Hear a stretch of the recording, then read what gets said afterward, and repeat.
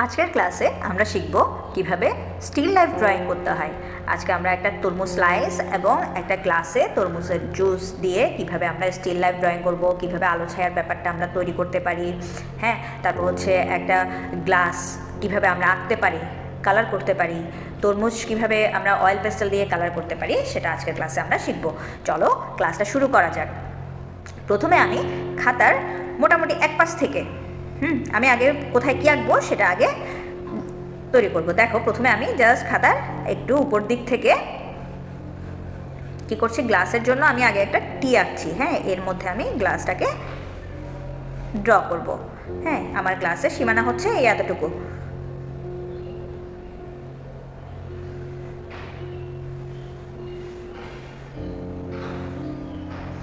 ঠিক আছে, আমি গ্লাসটা আঁকবো এর মধ্যে। তারপরে আমি এই যে এই জায়গা থেকে আমি আঁকবো তরমুজটা। ঠিক আছে,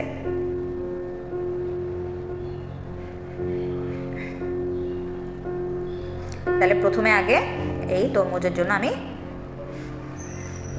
তরমুজ স্লাইসের জন্য আমি প্রথমে আগে দুটো লাইন দিলাম, তারপর একটু কর্নার করে এই পাশ থেকে আরেকটা লাইন দিলাম। ঠিক আছে, তারপরে কতটুকু পরিমাণে আমি সাদা অংশ রাখবো কী রাখবো সেটা আমরা কালার দিয়ে পরে ঠিক করব।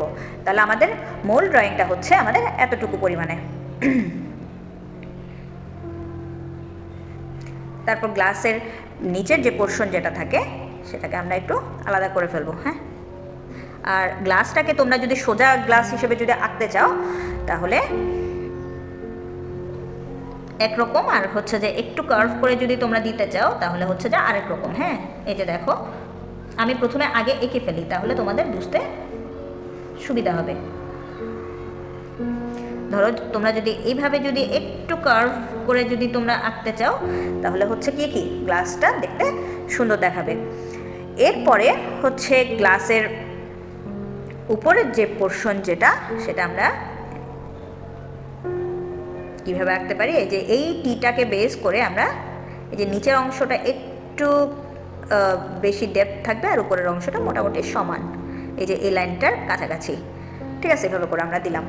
তারপর কি থাকবে, যতটুকু পরিমাণে আমাদের জুসের পোর্শন যেটা থাকবে, ধরো আমাদের জুসটা থাকবে এতটুকু পরিমাণে। হ্যাঁ,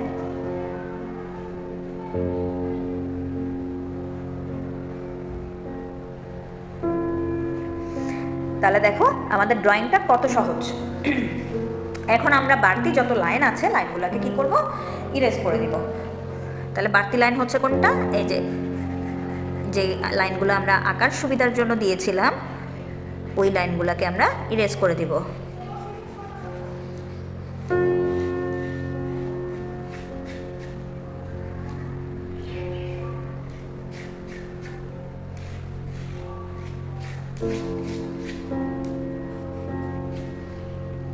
ঠিক আছে, তারপর হচ্ছে যে এই যে তরমুজটাকে যেহেতু আমরা আগে দেখতে পাচ্ছি, সো তরমুজের ভেতরে যে গ্লাসের লাইন যেটা চলে গেছে আমরা সেটাকেও ইরেজ করে দিব।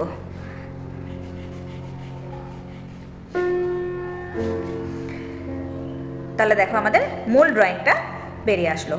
এখন আমরা একটু উপর দিক থেকে ড্রয়িং করে আসি। আমাদের প্রথমে লাগবে কি, একটু ডার্ক গ্রে কালারটা নিলাম। ঠিক আছে, গ্রে কালারটা নিয়ে, ডার্ক গ্রে কালারটা নিয়ে আমি কি করছি, এই উপরের অংশ থেকে আমি প্রথমে আগে এই আউটলাইনের মতো করে আগে গ্লাসের উপরের অংশ যেটা সেটাকে এঁকে নিলাম।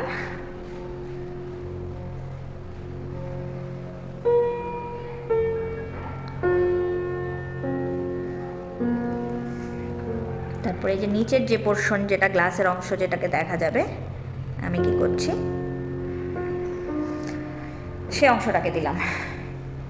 আমরা যেহেতু এখানে আলাদা করে কোনো আউটলাইন করব না, এটা যেহেতু একটু রিয়েলিস্টিকভাবে করছি, সো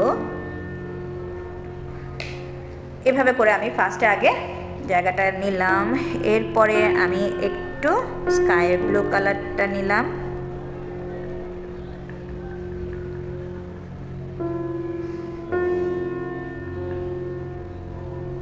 হালকা।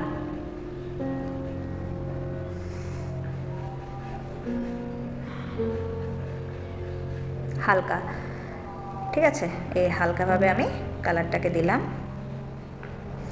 এরপরে আমি নর্মাল গ্রে কালার যেটা সেটা দিয়ে এখানে এখন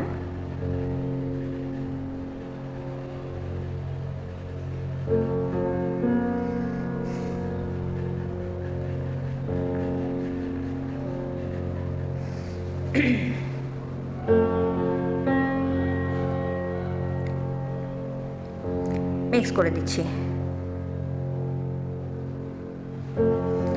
ঠিক আছে, এরপর একটা কাপড় অথবা টিস্যু নিয়ে কালারগুলোকে ভালো মতো আমরা মিক্স করে দিব, এবং যে কালার যেদিক দিয়ে গেছে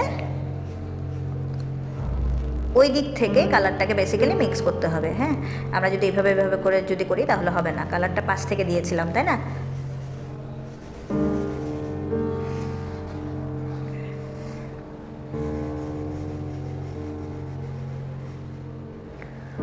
তাহলে আমাদের গ্লাসের কালারটা দেওয়া হয়ে গেল। এখন হচ্ছে আমি তরমুজের জন্য প্রথমে আগে রেড কালারটা নিলাম। রেড কালারটা নিয়ে আমি ফার্স্টে আগে গ্লাসের সীমানা বরাবর লাইনটাকে দিয়ে ফেলি, যাতে কালার করার সময় বাইরে যাতে চলে না যায়।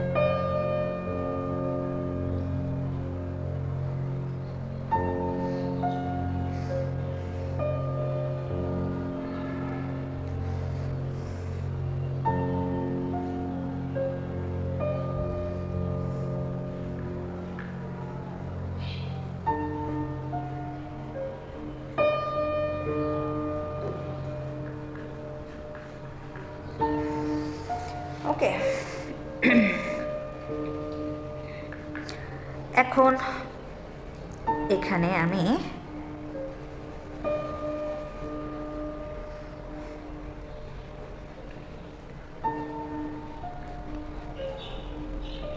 তরমুজের যে সীমানা যেটা ওই জায়গা বরাবর আমি কি করছি, তারপর হচ্ছে আমি রেড কালার দিলাম একদম ডার্ক করে করে, তারপরে এই জায়গাগুলোতেও আমি একটু রেড কালারটা বেশি বেশি করে দিলাম।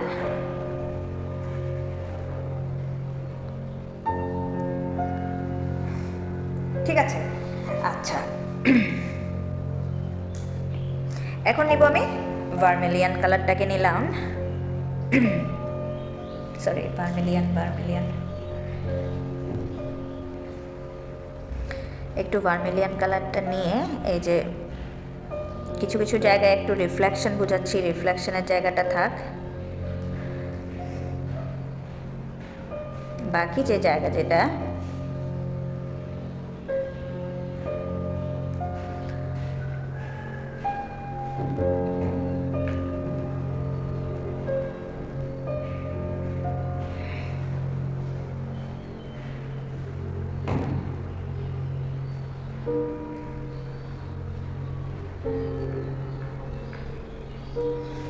ওকে দিলাম। এখন হচ্ছে আমি নিলাম কি রোজ পিঙ্ক, এই যে তরমুজের কালারের মধ্যে কি থাকে পিঙ্কের ইটাই থাকে, তাহলে আমরা এখানে আসলে অনেকগুলা কালার মিক্স আপ করলে না কালার কম্বিনেশনটা দেখতে ভালো আসে। তো আমি এখানে এই যে এবার দিব কি রোজ পিঙ্ক কালারটা দিয়ে পুরো জায়গাটাকে এখন মিক্স করব।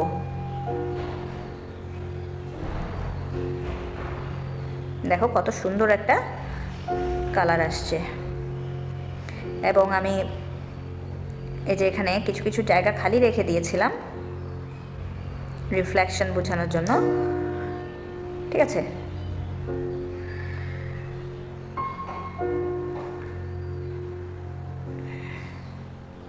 খুব বেশি রাখছি না রিফ্লেকশনের জায়গাটা, এই অল্প কিছুটা জায়গা জুড়ে আমি রিফ্লেকশনের জায়গাটা রাখছি।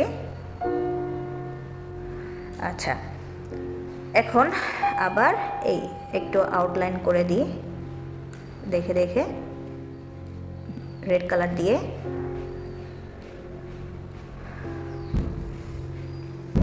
ওকে, তাহলে গ্লাসের ব্যাপারটা হয়ে গেল। এখন আমি এই যে সেফ গ্রিন নিলাম, সেফ গ্রিন নিয়ে নিচের যে পোর্শন যেটা সেটা আমি করব কি সেফ গ্রিন দিয়ে জাস্ট আউটলাইন।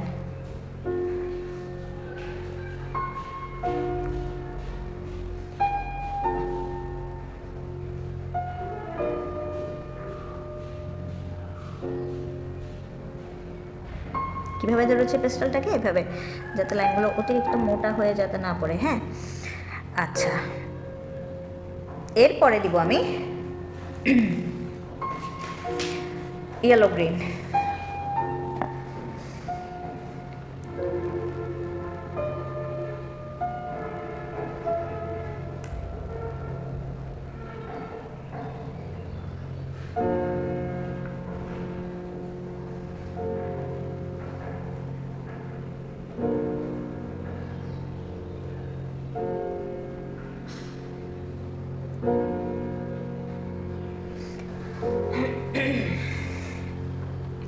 তারপরে হচ্ছে আমরা কিছুটা জায়গা ফাঁকা রেখে দিয়ে একদম উপর দিক থেকে কালারটা দিয়ে আসি। এই যে আগে আউটলাইন করে ফেলি,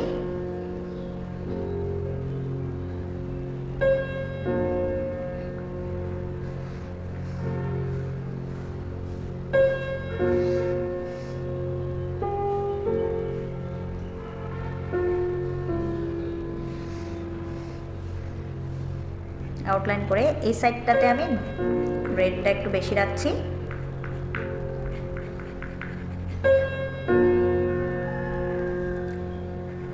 এই সাইডে হালকা হালকা।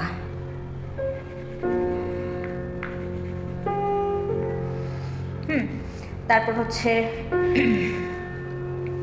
ভার্মিলিয়ান দিলাম।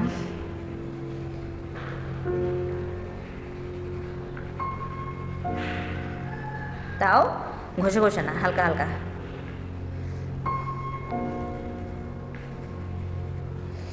তারপরে দিব এই যে রোজ পিঙ্ক,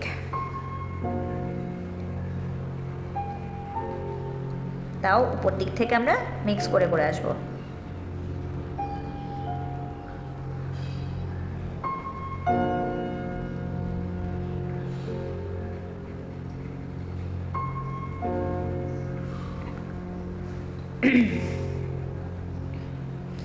এই জায়গাটা আমরা একটু লাইট পিঙ্ক যেটা, সেই কালারটাকে একটু দিই, না হলে এই যে এটার সাথে এটা কি হয়ে যাচ্ছে, মিক্স হয়ে যাচ্ছে। সো এই জায়গাটাকে আমরা একটু হালকা করে ফেলি।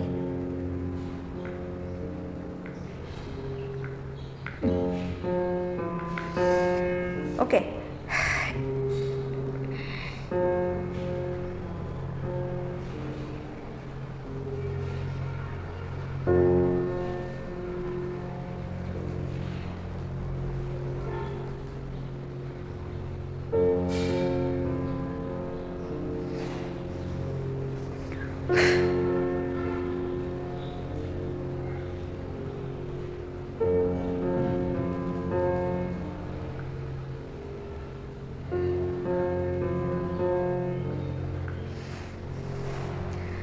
তাহলে দেখো কত সুন্দর একটা কালার শেড তৈরি হয়ে গেল।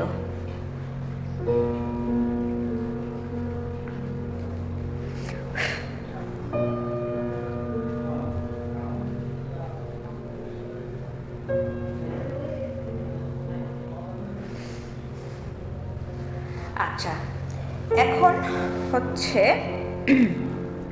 এখানে কি দিতে হবে, বিচির জায়গাটাকে দিতে হবে। তাহলে আমরা একটু এই যে ব্রাউন কালারটাকে নিলাম, ব্রাউন কালারটা নিয়ে এখানে এখন কিছু বিচির, এটা সরাসরি বসবে না, আমরা একটু ডার্ক ব্রাউনটা লাগবে।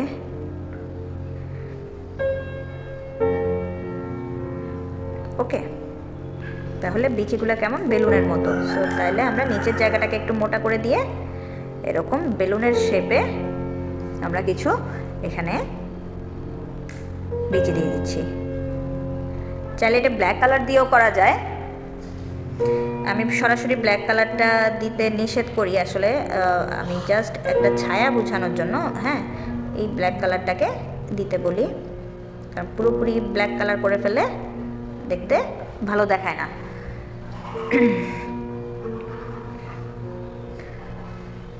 দেখো তাহলে আমাদের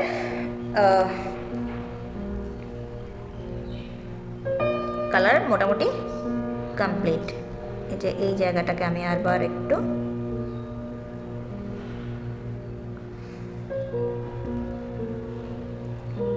মানে 3D লুকটা আনার জন্য আমি এই সাইডটাকে মানে সোজা সাইডটাকে আরেকটু ডার্ক করে দিলাম।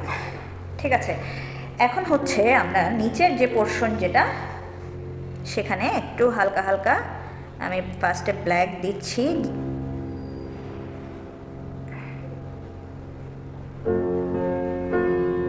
একদম নিচের জায়গাটাতে, তারপর দিচ্ছি ব্রাউন,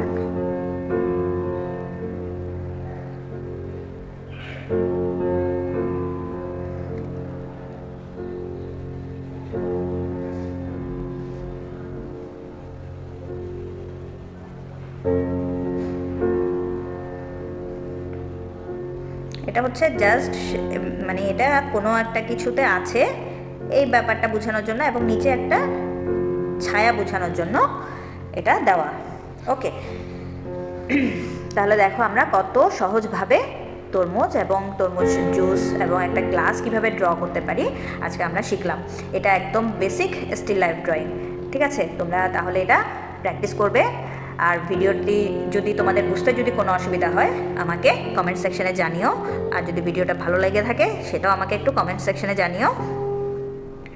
আর চ্যানেলটা সাবস্ক্রাইব করে পাশে থাকা বেল আইকনটাতে ক্লিক করে রেখো যাতে নতুন নতুন ভিডিও নোটিফিকেশন তোমাদের কাছে পৌঁছে যায়। ঠিক আছে, আজকের ক্লাসটা এখানেই শেষ করছি।